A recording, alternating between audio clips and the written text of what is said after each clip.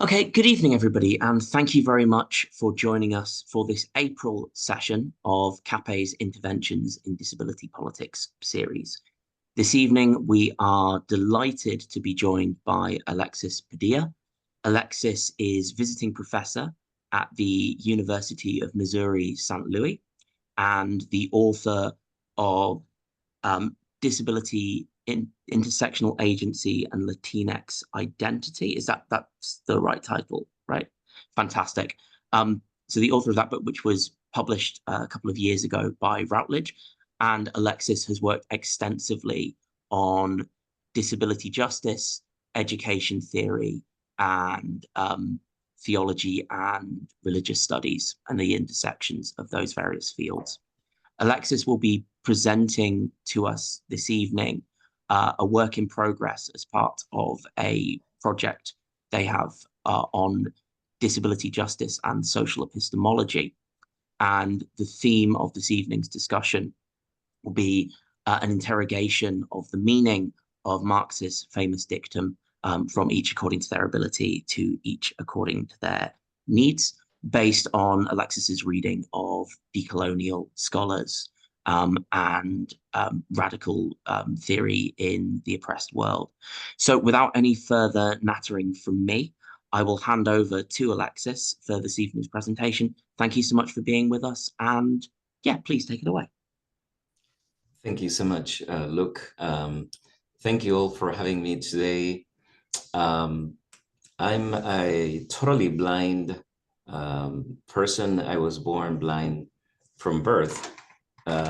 And I'm going to do something that's kind of ritualistic here in the United States. I'm joining you all from a mid-city in what they call Midwest portion of the United States called Tulsa in the state of Oklahoma. They usually here describe themselves. I'm a middle-aged man in his upper 50s. I'm wearing a shirt that I understand is light blue with some kind of white strips.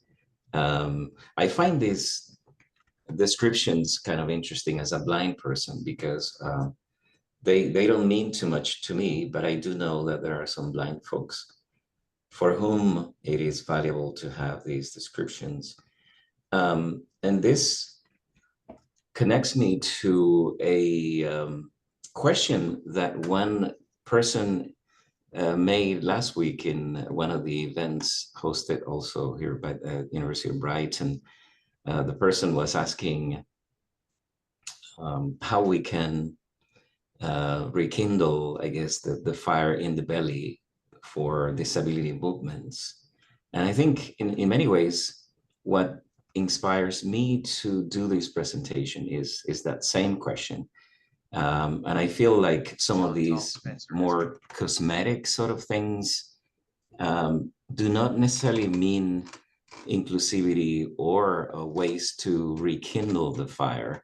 And probably what we need is both a different fire and a different belly. I don't want to get too much into the contours of that metaphor because that would definitely get us into huge digressions. But I think the conversation today about Marx's dictum, slogan, whatever you want to call it, it's to me a way of re-examining how these things can be both applied and contested within disability studies, movement building kinds of things. And so that's my real purpose. And because it's a work in progress, I do invite you, I really, really encourage you to interrupt me and just let Luke know that you want to ask a question or react in a way that seems meaningful to me. If it's okay with you, you can give me your name. That would probably give us a sense of dialogical exchange, and we can work it that way. I especially in writing, I tend to get jargonish. And if I do, again, feel free to interrupt me if some of these concepts don't make sense. I think the real purpose in this Center of Applied Philosophy exchanges is to really enrich the movement building portion of the talks. So the talks are a means to an end, which I think is much higher. I also would like to say that I feel I am disrupting the at least the ones I've attended so far. They are much more formal talks with their slides. In this case, I'm really more interested in getting the energy and the collective wisdom that you all bring with you as we tap into this conversation. I'm going in with the assumption that in the British context, you have a much better acquaintance with Marx and Marxian theory, but I don't think you have as much familiarity with decolonial theory. So I will start by familiarizing you a little bit with specifically the work of who I think is the most foundational decolonial theorist in Latin America. His name is Aníbal Quijano. Quijano spelled Q-U-I-J-A-N-O, Quijano. Aníbal Quijano is a Peruvian sociologist. Rita Segato, who's a Brazilian anthropologist, says that there is only 4 theoretical developments that have come out from Latin America into the rest of the world. And Quijano's work is one of those few cases where you talk about decolonial theory, specifically in terms of what this Latin American version of decolonial theory means. And I do make, at least for this talk, the distinction between decolonial and post-colonial theories. They are different in fundamental ways. Quijano argues that we cannot talk about post-coloniality. You have post-colonialism in the sense that countries become independent in a formal way, but they remain tied to the dynamics of coloniality, especially in the case of Latin American countries, which were the first ones that became independent from the Spanish Empire in the 19th century. So for him, the idea of having a post-colonial world is not realistic because coloniality remains with us. So the post-colonial idea is a little bit more complex from Quijano's viewpoint. Quijano was a Marxian theorist at first, and he was involved in dependency theory discussions. I'm not going to get too much into that venue, but you probably remember Cardoso, who was the president of Brazil. He was one of the theoretical developers of dependency theory in the 60s and 70s, 1960s, 1970s. In Latin America, the idea in dependency theory is that you basically had countries that were peripheral in nature, and that made them dependent forever. So instead of talking of development, you should talk about dependency theory as part of those dynamics. So coming out of both Marxism and dependency theory, Quijano evolved into decolonial theory by talking about something that's very powerful in my view, is the idea that in what they call both Quijano and Wallerstein, Immanuel Wallerstein, they call it the long 15th century, the period between the 15th and 16th century. The long 16th century is a period when essentially Quijano says that both capitalism, well, the three things, capitalism, modernity, and coloniality were born. The idea is that when Europeans came to, and this is something that happened almost simultaneously to initially some islands in the African coast and then to what's now Latin America. That's when capitalism essentially was born, and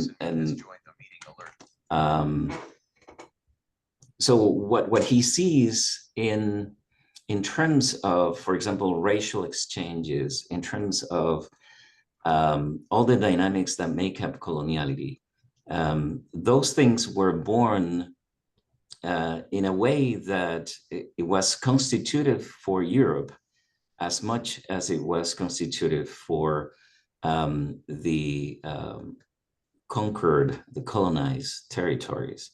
So there was a destitution that created a new constitutive way of thinking of themselves for Europe. He basically argues that indigeneity, blackness as racial categories were invented at that point. All of this is relevant because what you see in the case of Marx, and this is something that has been, I think there is great consensus among scholars, that Marx was very superficial when it came to studying things that happened outside of Europe. His understanding of the world was very much Eurocentric, and he did recognize the importance of the encounter with America and these dynamics, but for him, those were peripheral. For Quijano, they were the most important things that really engendered economic dynamics and other things.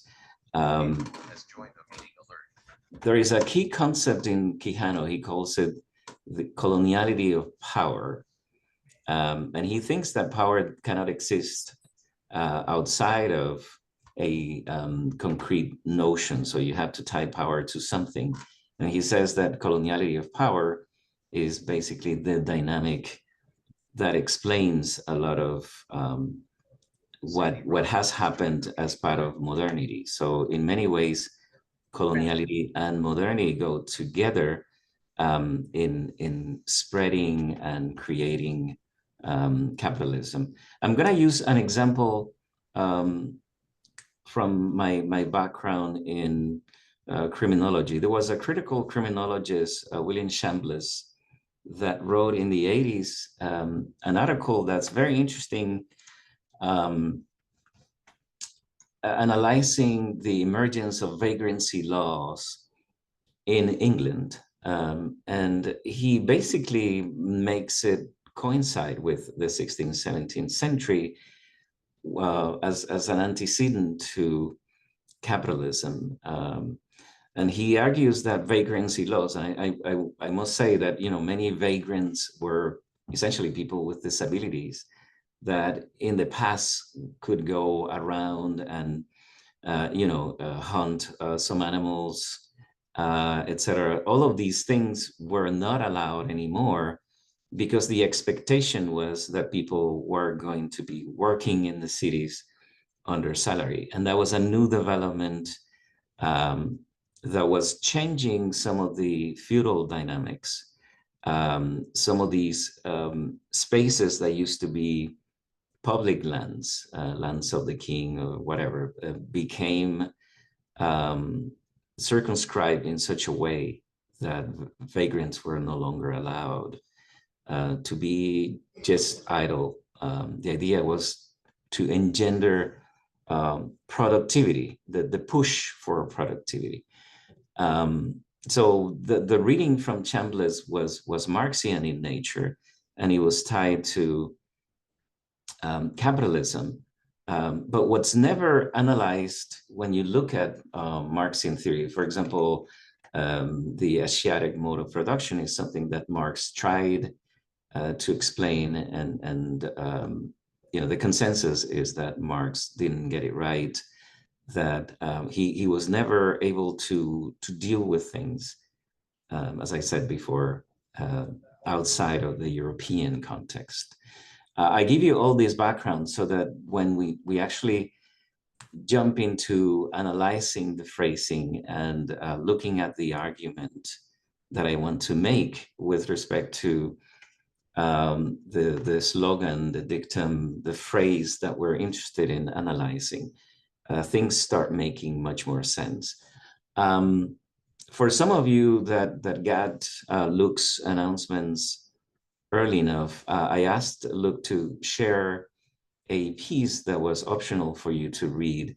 This piece is written by an educational theorist, and she is using Marx in an activist key, as she says. It helped me sort of interact with because initially what I really had in mind was a Quijano versus Marx kind of version, an oppositional conception of the two ideas.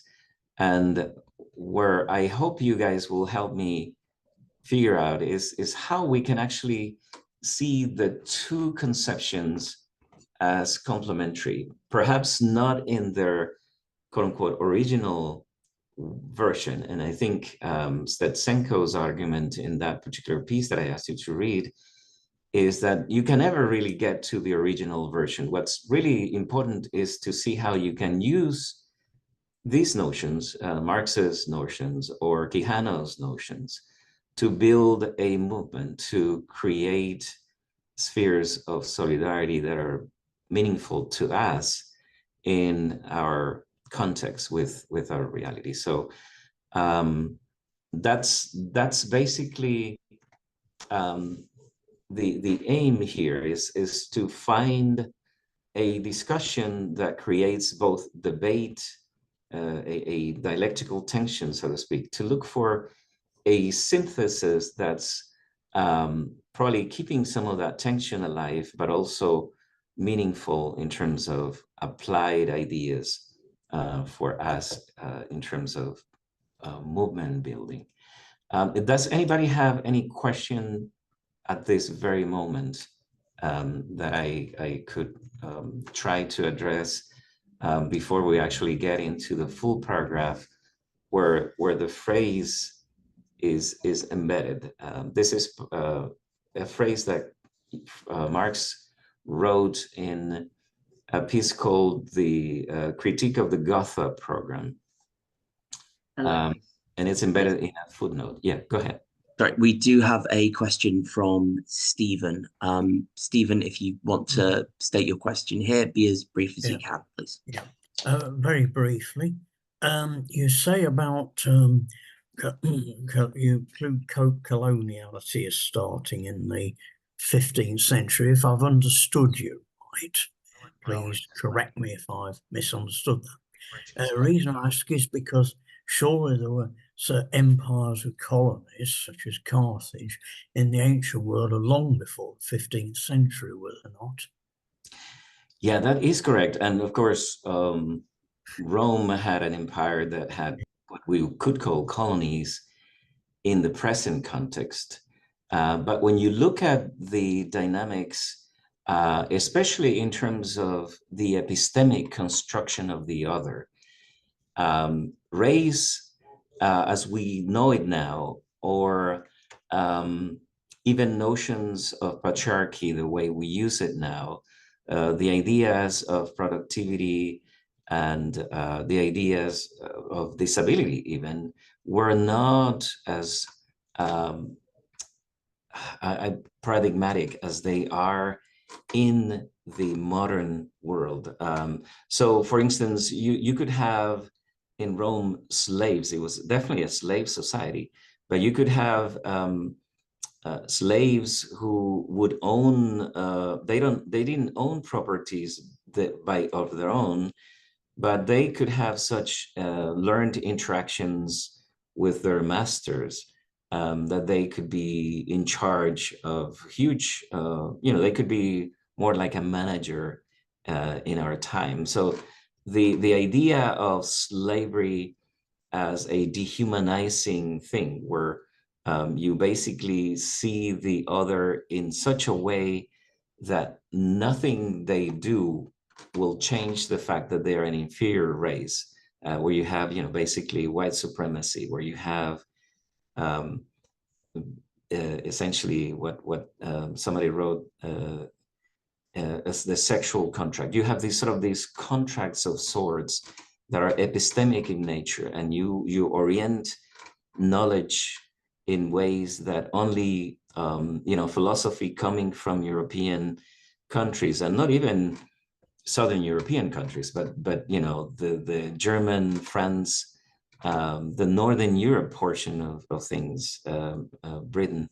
It was a geopolitical revolution, what you experienced when you talked about coloniality in the way that Quijano and these people understand it. So you're talking about a coloniality of power that's really centered on an epistemic, a coloniality of knowledge, a coloniality of being, as Maldonado Torres, which is another decolonial theorist, argue. So they talk about these more paradigmatic notions that organize the world in connection to modernity, and making the quote unquote progress of modernity in Europe dependent on coloniality. So instead of separating the two things and see them as independent of each other, in this case, you're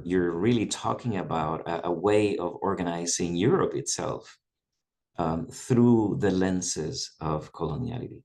That is something that didn't happen in Rome, although you could argue, for example, that the Greeks colonized as much as Rome as Rome colonized them.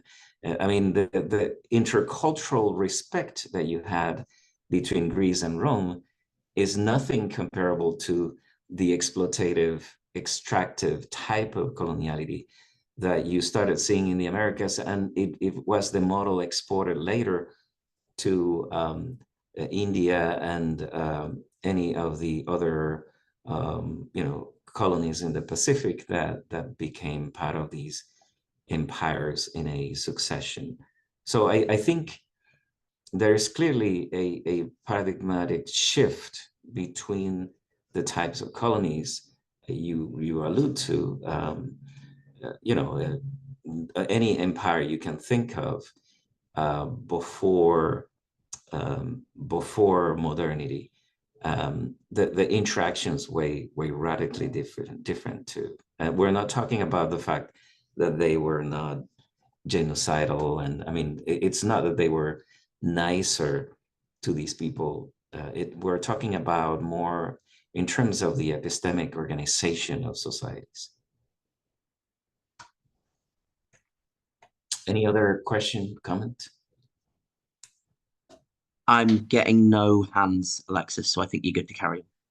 Great. Let's put up, and if you could please read it aloud, look, the full paragraph where the phrase is embedded. I think that would give us some meat for us to chew, or maybe tofu for those of you who are vegetarians. Okie dokie. So as a tofu muncher, I've just put it in the chat, but I will read it now for anyone who requires that. Quote, in a higher phase of communist society, after the enslaving subordination of the individual to the division of labor, and therewith also the antithesis between mental and physical labor has vanished, after labor has become not only a means of life, but life's prime want, after the productive forces have also increased with the all-around development of the individual, and all the springs of cooperative wealth flow more abundantly. Only then can the narrow horizon of bourgeois right be crossed in its entirety, and society inscribe on its banners, from each according to his ability, from each according to his needs. Right. This is a utopian vision, and it's hopeful. Interestingly enough, this presentation I attended last week ended with this phrase, and it ended in this sort of utopian note. My argument is, though, that ability and needs here could be read as ableist. And again, my point is not to attack Marx for the sake of attacking him, but it's more in terms of a re-examination of the issues of productivity to move more towards something that gets closer to what I call fruitfulness, in terms of approaches that really take into account people with disabilities. I want you to notice the words mental, physical, and mental labor. I think especially in this particular book, there are some references to people who cannot work. And so Marx seems to be in alignment with the folks who consider people with disabilities, and this was consistent with the view in the 19th century, is that people with disabilities or disabled folks are deserving poor, right? That it's okay for them, first of all, to be poor, and secondly, it is okay for society to give them something as a matter of charity because they are deserving poor.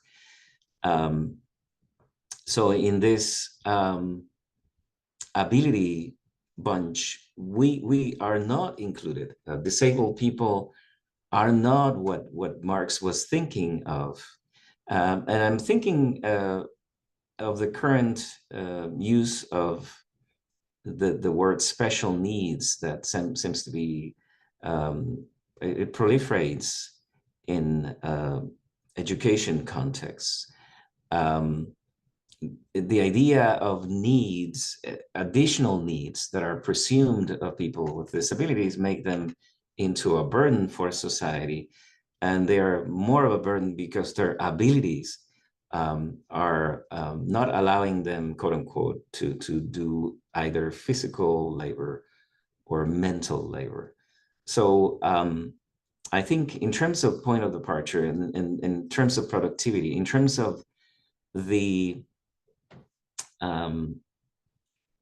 metrics of coloniality, just look at the model and what it means. We're talking about a utopian vision where, without mentioning directly the word disability, disabled people are excluded, are implicitly excluded because they, in terms of their abilities, to each according to their abilities, well, they're disabled, so they don't have abilities in terms of labor, in terms of creativity, in terms of this and that. And in terms of needs, they can be seen as a burden by exceeding the number of needs that they will create. So the challenge, I think, is then to think of ways to structure a society, first of all, that doesn't presume people with disabilities to be part of the lumpen proletariat, to be part of the underclass, that are presumed as fully contributing to this new type of society. I want to invite you to think of a work that came out in the 80s as part of the initial versions of eco-justice. It's a Marxian work by French writer André Gorz. The book is called Path to Paradise. And if you haven't read it, it's an easy read. It's a small book, and it's quite interesting. And it basically argues that Marx's utopian view was one in which labor was not necessary, that we would engage in laboring only as part of a almost like a military service kind of thing for 5 years or so. And then we would go out to really do the things we enjoy and the things that matter to us. With the current technological structure, and Gorz argued that in the 80s, we already had that technology to do this, that because of productivity and the idea of capital accumulation, we didn't do it because the idea was to make the rich richer and the poor poorer, and we didn't have the distribution of wealth. But again, Gorz doesn't talk about people with disabilities in this vision. It's kind of an interesting model. I was joking about the tofu part because one of the arguments in Gore's piece is you have to do away with cows. Gore says that cows eat much better than humans. So if you eliminate the having to feed cows to feed humans, then you do away with the problem of hunger in a worldwide context.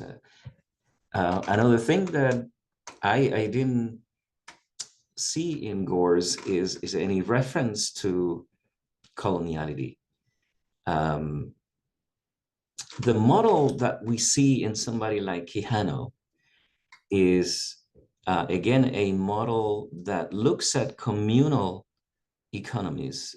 Some people like to call them circular economies that are naturally structured. Quijano talks about some Andean production models that are not based in the same model of productivity or the capitalist. And he says they are still coexisting with capitalism in some of these more rural areas of the Andean states. And by the way, in Quijano's model, especially the way Walter Mignolo reads it, the real power of transformation is not in the nation state. We're not talking about transforming the state. We're talking about a transformation that comes from what Mignolo likes to call political society. I'm curious because Mignolo doesn't use the word civil society, which is a term more familiar to Marxian folks. I think he wants to emphasize the political nature of these movements and the fact that they are non-state movements, that they would be things that we as people with disabilities, people of color,